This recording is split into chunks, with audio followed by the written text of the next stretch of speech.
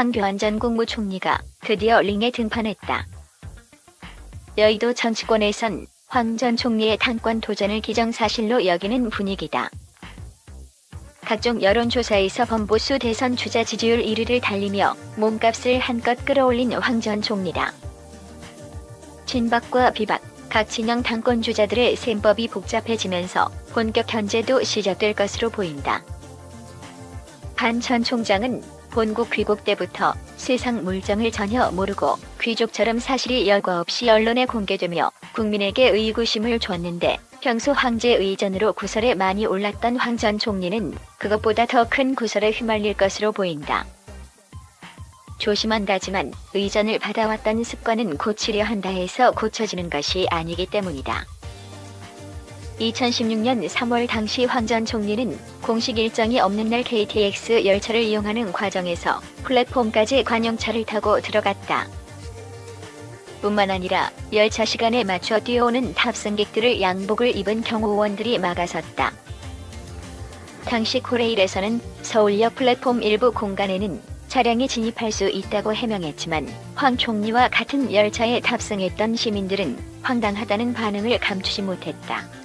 2016년 12월 서울 동작구 대방동 임대 아파트 민생방문 과정에서 국무총리가 온다는 이유로 입주자들이 주차해놓은 차량들을 옮기는 일이 벌어졌다. 구청 직원이 아닌 경찰관이 출동해 주차 지도를 했으며 주민들은 급하게 차를 옮기면서 기가 막힌다는 반응을 보였다. 총리실에서는 관리사무소 측에서 자체적으로 신경을 쓴 것이다. 곤혹스럽다는 입장을 밝혔다.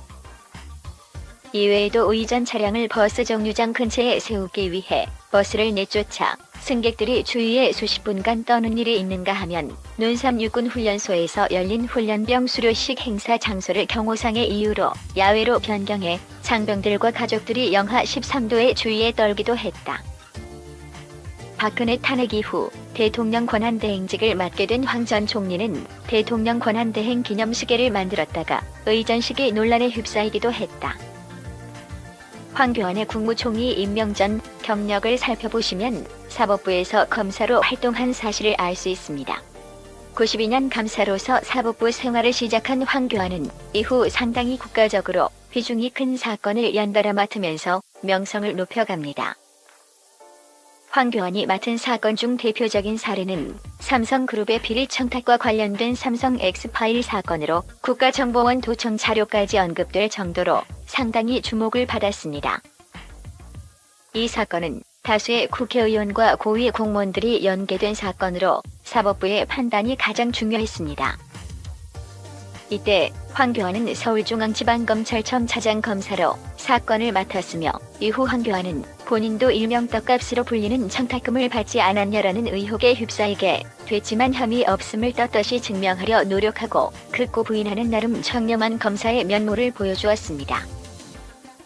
20년이 넘는 사법부 검사 생활을 하고 이후에는 법무법인 로펌에서 활동 후 현 행정부의 최고 권력자 자리까지 오른 황교안 권한대행은 얼마나 많은 재산을 쌓아왔는지 본격적으로 알아보겠습니다. 황교안의 재산을 공식적으로 확인할 수 있는 자료는 황교안의 재산 신고를 살펴보면 본인 명의로 된 서울에 위치한 아파트 가액 8억 8천여 원, 배우자 명의의 아파트 가액 3억 4천여 원, 총 2채가 전부입니다.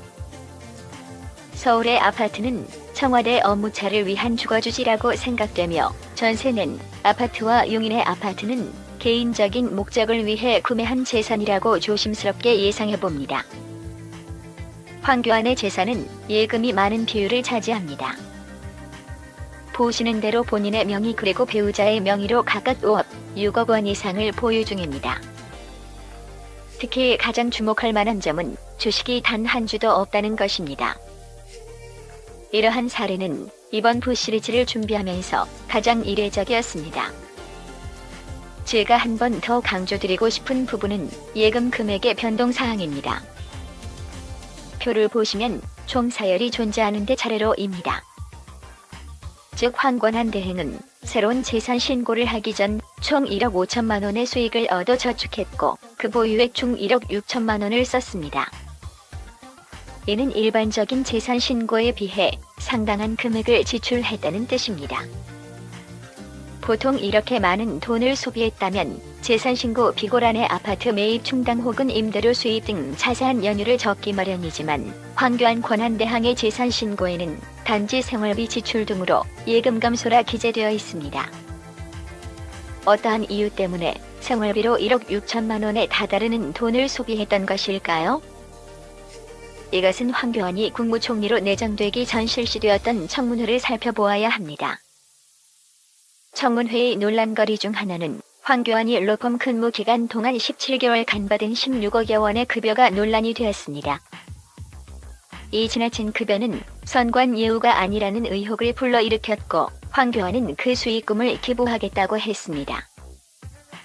이후 언론에 알려진 바로 현재 황교안은 16억의 급여 중 2억 원에 다다르는 돈을 기부했다고 하고 이 때문에 생활비로 상당한 양의 돈이 지출된 것은 아닐지 조심스럽게 예상해봅니다. 황교안의 재산 자동차. 재산 신고에서 2000년식 자동차를 15년 넘게 사용하고 폐차한 것은 정말 이례적인 사례입니다. 현재 유일하게 보유하고 있는 자동차도 2009년식 가액 1200만 원으로 큰 사채 없이 재산을 관리하고 지내는 황교안의 모습을 볼 수 있습니다. 황교안 전 총리 역시 개인적 검증에서 자유롭지 못하다. 본인은 법무부 장관과 국무총리를 하는 동안 이번에 청문회를 통과했기 때문에 검증이 끝났다는 입장이지만 정치인으로서의 검증은 이보다 더 혹독하다. 당장 그는 병역 면제와 관련된 더 혹독한 검증에 휩싸일 것이고 가 4일 오전 황교안 국무총리 후보자가 만성탄 맞은 판정 전에 병역 면제 판정을 받았다는 보도에 대해 병무청 관계자가 이같이 해명했다. 이 관계자는 황 후보자의 병적 기록표를 보면 1980년 7월 4일 피부 비뇨가 부분이 이상으로 판정됐는데 이상 판정자를 당일 병종으로 판정해 병역 면제 처분을 할 수는 없다며 피부 비뇨가 이상 소견에 따라 국군 수도 통합병원에 정밀 검사를 의뢰했고 검사 결과를 통보받아서 7월 10일에 병역 면제 처분을 한 것이 맞다고 주장했다. 황 후보자의 병역 면제 처분 날짜가 당초 알려진 7월 4일이 아니라 7월 10일이라는 것이다. 그는 그런데 왜 신체 검사란에는 7월 10일 날짜 기록이 없고 7월 4일 날짜에 병역 면제 처분이 명시돼 있냐는 질문에 병적 기록표를 기록하는 담당 실무자마다 스타일이 달라서 때로 추가하지 않은 것일 뿐 7월 10일에 병역 면제 처분이 확정된 것은 맞다고 거듭 주장했다. 이 관계자는 지난달 26일 국회에 제출된 황 후보자 임명동의안에 첨부된 병적 증명서에도 병역 면제 처분일이 7월 4일로 명시돼 있는 것에 대해 서울지방병무청의 병적 증명서 발급에 착오가 있었던 것 같다며 내부적으로 논의한 뒤 병역 면제 처분일을 7월 10일로 정정한 병적 증명서를 황 후보자에게 발급할 예정이라고 밝혔다. 한편 김광진 국회 인사청문회 특위위원은 이날 오전 국회에서 열린 새정치민주연합 소속 특위위원 회의에서 황 후보자는 군의 최종적 결과가 나오기 전에 군 면제자로 확정됐다며 불가능하고 이해할 수 없는 일이라고 비판했다. 김 의원은 병무청에서는 잠정 판정 뒤에 검사를 보낼 수 있지만 질병 판정 결과가 최종으로 나온 뒤에 신체 등위에 대한 최종 행정 처분을 하는 게 정상적이라며 이것은 비정상이라고 밝혔다. 이어 김 의원은 황 후보자는 현재도 단마진을 앓았다고 주장하지만 구체적이고 정확한 의학적 증거를 제시하지 못하고 있다며 국민적 의혹을 불식하는 차원에서라도 이에 대한 명확한 증거를 본인 스스로 입증해야 한다고 요구했다. 한편 황 후보자는 이날 서울 종로구 통이동 총리실 인사청문회 준비단 사무실 앞에서 병역 면제 논란에 대한 입장을 묻는 기자의 질문에 청문회에서 자세하게 설명드리겠다는 말만 되풀이했다. 안녕하세요. 이것은 새롭고 가장 정확한 소식을 여러분들에게 제공하기 위한 새로운 프로그램이다. 국내와 국외 둘 다 정확하게 정보를 파악하기 위해 신청 및 옹호해 주시기 바랍니다. 감사합니다. 이것은 새롭고 가장 정확한 소식을 여러분들에게 제공하기 위한 새로운 프로그램이다. 국내와 국외 둘 다 정확하게 정보를 파악하기 위해 신청 및 옹호해 주시기 바랍니다.